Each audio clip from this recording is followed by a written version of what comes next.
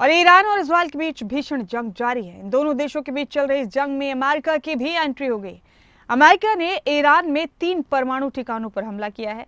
ये ठिकाने Fordow, Natanz और इस्फहान है। एक रिपोर्ट जरा देखिए। ईरान इजरायल युद्ध में अमेरिका की एंट्री। ईरान पर अमेरिका ने मिसाइलें दागी। अमेरिकी हमले के बाद ईरान का पलटवार। ईरान ने इजरायल पर मिसाइलें दागी।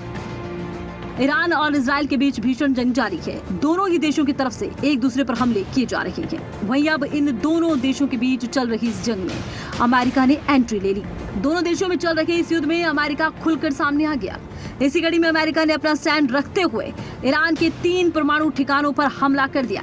अमेरिका ने फोर्डो, नतांज और इस्फहान पर हमला बोल दिया। अमेरिका की तरफ से इन तीनों ठिकानों पर पूरी तैयारी के साथ बम गिराए गए। मुख्य निशाना फोर्डो था। राष्ट्र के नाम संबोधन में डोनाल्ड ट्रंप ने कहा, हमारा उद्देश्य ईरान की न्यूक्लियर साइट को नष्ट करना और दुनिया के नंबर 1 आतंकवाद प्रायोजक देश द्वारा उत्पन्न परमाणु खतरे को रोकना था। मैं दुनिया को बता सकता हूँ कि ये हमले एक शानदार सैन्य सफलता थी। ईरान के प्रमुख न्यूक्लियर साइट पूरी तरह से नष्ट कर दिए गए। Was the destruction of Iran's nuclear enrichment capacity and a stop to the nuclear threat posed by the world's #1 state sponsor of terror. Tonight I can report to the world that the strikes were a spectacular military success. Iran's key nuclear enrichment facilities have been completely and totally obliterated. Iran, the bully of the Middle East, must now make peace. If they do not, future attacks will be far greater and a lot easier. For 40 years, Iran has been saying death to America, death to Israel. They have been killing our people, blowing off their arms, blowing off their legs with roadside bombs. That was their specialty. We lost over 1,000 people, and hundreds of thousands throughout the Middle East and around the world have died as a direct result of their hate. In particular, so many were killed by their general, Qasem Soleimani.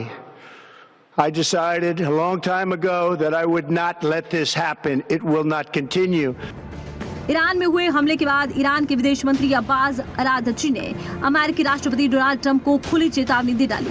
ईरानी विदेश मंत्री ने कहा, संयुक्त राष्ट्र सुरक्षा परिषद के स्थायी सदस्य अमेरिका ने ईरान के शांतिपूर्ण परमाणु प्रतिष्ठानों पर हमला कर संयुक्त राष्ट्र चार्टर, अंतर्राष्ट्रीय कानून और NPT का गंभीर उल्लंघन किया। आज सुबह की घटनाएं अपमानजनक हैं। इनके परिणाम हमेशा के लिए होंगे। संयुक्त राष्ट्र के प्रत्येक सदस्य को इस बेहद खतरनाक, अराजक और आपराधिक व्यवहार से चिंतित होना चाहिए।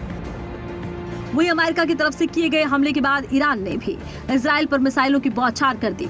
उत्तरी इजराइल में सायरनों की आवाज गूंज उठी।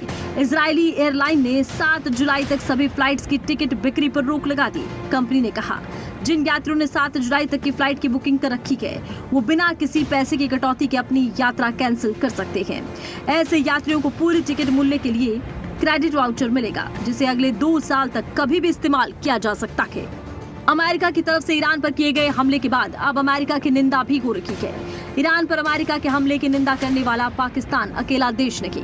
इससे पहले सऊदी अरब, क्यूबा और चिली ने भी इस हमले की निंदा की। भारत में इस हमले को लेकर तरह तरह की प्रतिक्रियाएं आ रही हैं।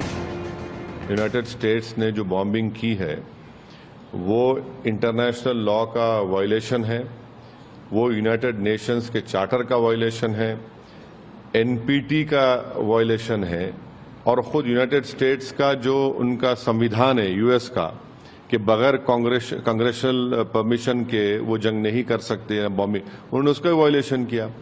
और उन्हीं का इंटेलिजेंस डिपार्टमेंट, US का इंटेलिजेंस डिपार्टमेंट ने कहा कि ईरान तो न्यूक्लियर वॉरहेड वेपन्स के करीब नहीं था। तुलसी गबार्ड का स्टेटमेंट है। ये सिर्फ एक फसाड क्रिएट किया गया।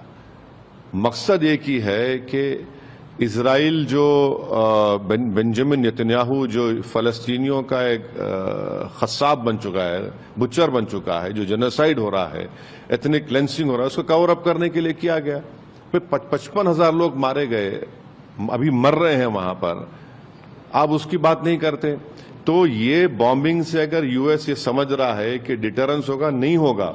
It's very sad. आप देखिए ओसीआई ने तो चुप्पी साधी है, लेकिन आप देखिए इंडिया का हमेशा एक ट्रेडिशनल प्रो पैलेस्टाइन स्टैंड रहा है, और जहां तक मैं समझती हूँ Iran is standing for the people of Palestine. America ने they launched an attack on Iran and it's highly unfortunate. आप देखिए कि चल क्या रहा है पूरी दुनिया में, लेकिन सबसे ज्यादा दुख ये है कि इंडिया भी वो स्टैंड नहीं ले रही जो उसको लेना चाहिए।